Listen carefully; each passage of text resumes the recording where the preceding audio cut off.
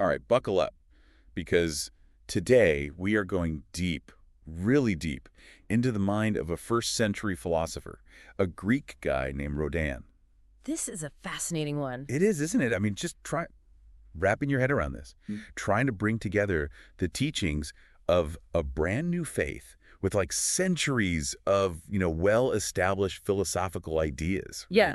That's what Rodan was wrestling with. Yeah, he was walking a tightrope for sure. Totally. And the wild part is how much his insights still resonate today.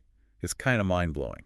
One of the things that makes Rodan so interesting is that unlike some philosophers who just kind of sit around and theorize, this guy was living through some seriously big changes, kind of like us today. Right, like trying to build a whole philosophy of life while the world around you is like totally reshaping itself. Exactly. So how do you even begin to make sense of it all? Well, Rodan starts with the fundamentals. He believed that human life was driven by three main things: urges, desires, and lures. Okay. Sounds kind of basic on the surface. It does, right?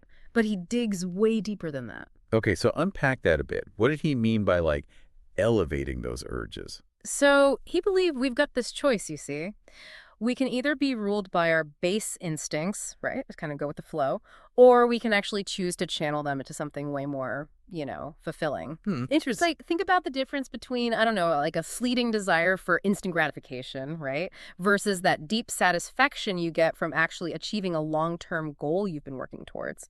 That tension between, like, instant gratification and long-term goals, that feels, I don't know, incredibly relevant today. I mean, Yeah. we are just bombarded with information, opportunities for, instant pleasure all the time.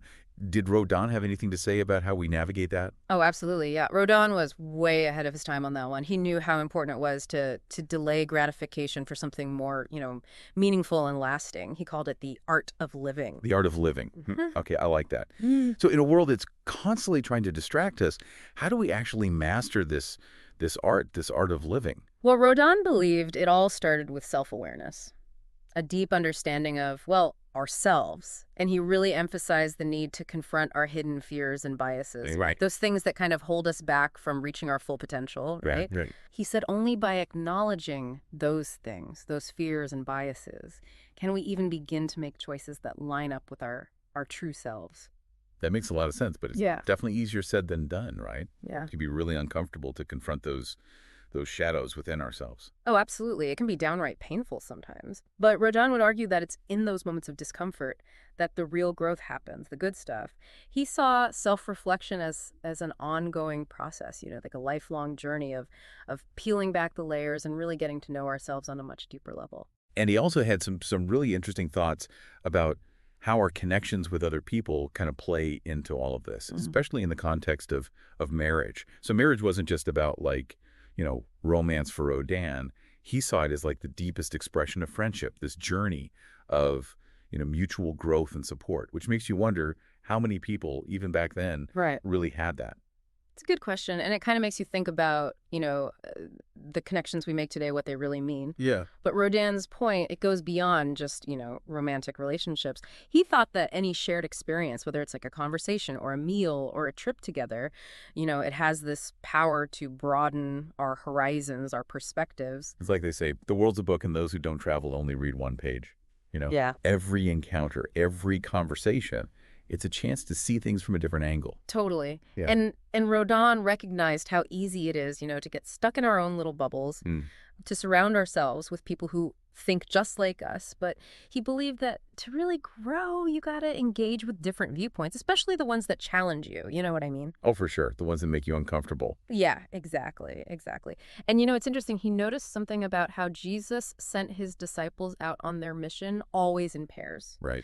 Rodan saw that as like a model for learning and growing. Like this pairing up, especially when it's someone who challenges you but also supports you, it can really accelerate your journey. It's like having an accountability partner, but for, your personal and spiritual growth. Yeah. And there's actually like modern research that backs that up. Having a good support system, it's crucial for resilience, for well-being. Absolutely. Seems Rodan was really onto something there. But personal growth isn't all about, connecting with others. He also talked about these lures of maturity. Right. These things that motivate us to really reach our potential. And he challenges our assumptions about what maturity really even means. It's not just about like your age or achieving some status, right? Right. Rodan believed that true maturity, it was about finding this balance between, your material self and your spiritual self. So he wasn't saying you should like neglect the practical stuff in life to pursue some higher ideas. Not at all. He was actually a very practical guy. Rodan knew how important, skills and planning were, even financial security. He thought that true fulfillment, it came from finding that balance, not from neglecting one side or the other. And this is what I find so refreshing about Rodan. He blends this deep philosophical thinking with this healthy dose of being practical. Like his idea of building, what did he call them? Reserve galleries. Yes, reserve galleries in your mind. Yeah, it's a great metaphor. It is a great metaphor. For cultivating that storehouse of positive memories of beauty and goodness and gratitude to help you through those tough times, It's like he came up with like the ancient version of gratitude journaling, or mindfulness practices. He's basically saying, hey, life is going to throw some curveballs your way. Yeah. So you better have a mental stash of good experiences to help you get through them. Totally. And this idea of building that inner resilience, it actually connects to another really crucial part of Rodin's philosophy, how he viewed failure. It's like he's not afraid of the hard stuff, Not at all. He actually seems to embrace it. Like failure, he didn't see it as this like setback. Yeah. He saw it as like this essential part of growth. He did. He really did. He believed that we actually learn more from our failures than our successes. It's when we, stumble and have to pick ourselves back up that we develop real resilience, wisdom, all that good stuff.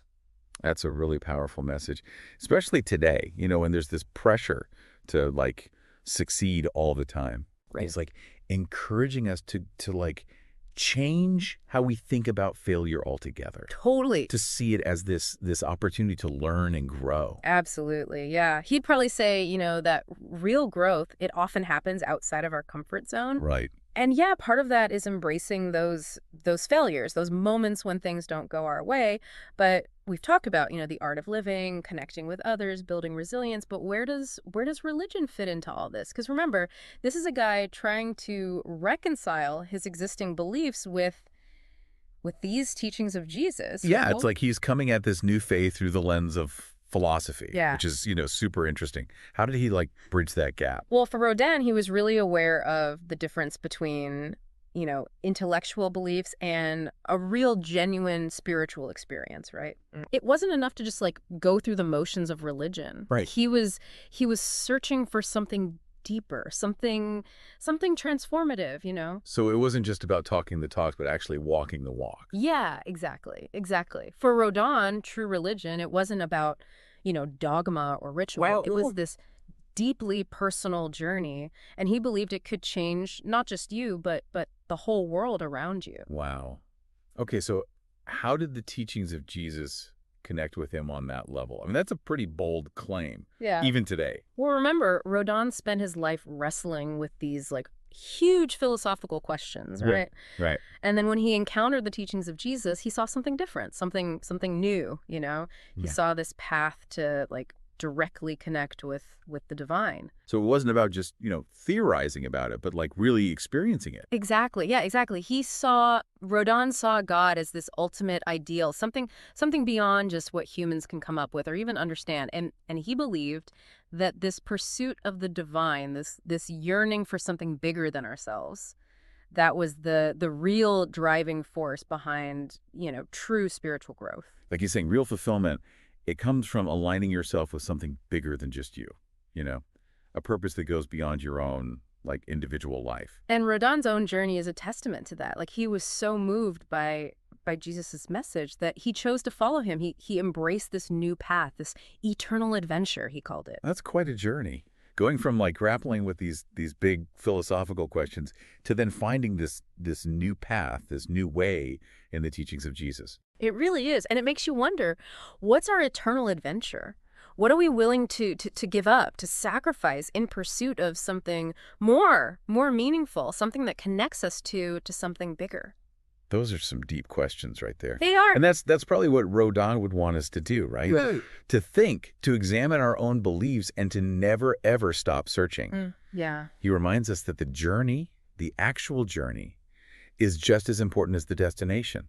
And that even in our failures, our setbacks, there are these valuable lessons to be learned. Beautifully said. And maybe, just maybe, by embracing this art of living, by really connecting with the people around us, by building that resilience, and by pursuing our own eternal adventures, maybe we can each play a part in creating a world that's a little bit closer to that ideal. Such a thought-provoking deep dive. A huge thank you to all of you for joining us, for exploring the life and philosophy of this really fascinating guy, Rodan. Until next time.